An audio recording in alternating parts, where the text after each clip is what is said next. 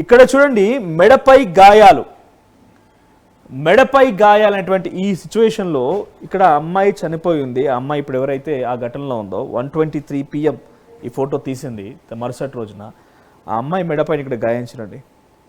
ఇంతలా ఆ అమ్మాయి మెడకి గాయమైంది, నొక్కి పెట్టిరా. అక్కడ ఏకంగా ఆ మార్క్స్ ఉన్నాయనంటే తన గొంతుని ఎంతలా నులిమేసి ఉంటారు, తన గొంతు పైన ఎంత బలంగా కొట్టుంటారు.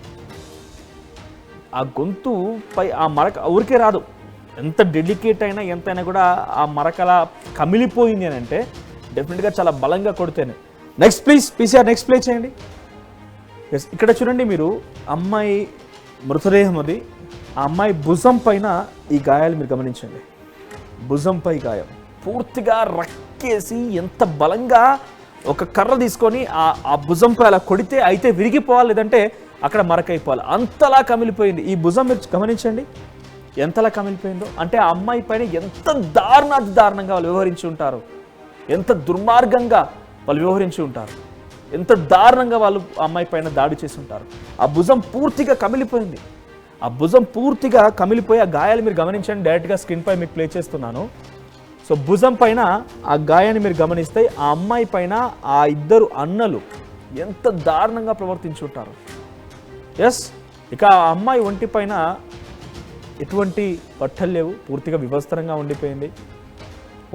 తన చెల్లెల్ని ఒక అన్నలు డైరెక్ట్గా వివస్త్రంగా చూడగలిగారా? ఆ గుండెలు వాళ్ళు మనుషులా లేకుంటే ఇంకేమనాలి? ఇంకా మీకు చూపిస్తాను. నెక్స్ట్ విజువల్ ప్లే చేయండి పీసీఆర్. చూడండి, కమిలిపోయినటువంటి అరికాలు. ఈ అరికాలు పూర్తిగా ఎర్రగా కమిలిపోయాయి, మొత్తం రంగు మారిపోయాయి.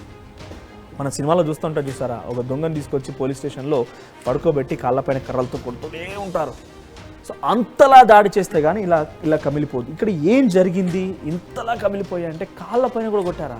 తను కొట్టారా, లేకపోతే ఎత్తేసారా? ఏం జరిగింది? ఇంత దారుణంగా ఆ అమ్మాయి అరికాళ్ళు కమిలిపోయాయా? ఇదొకటే కాదు, ఇంకా చూపిస్తాను. పీసీఆర్ ఇంకా ప్లే చేయండి నెక్స్ట్. సో ఇంకా మనం విజువల్స్లో చూస్తుంటే ఈ అమ్మాయి కనుబొమ్మ చూడండి, పూర్తిగా పగిలిపోయింది.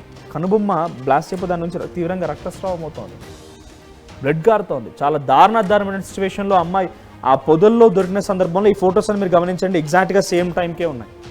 ప్రతి ఫోటో సేమ్ టైంకే. ఆ పొదల్లో రంగనాథస్వామి ఆలయం వెనకాల చెట్ల పొదల్లో ఉన్నటువంటి ఆ అమ్మాయి మృతదేహాన్ని పరిశీలిస్తే ఇవన్నీ గాయాలు బయటపడ్డాయి.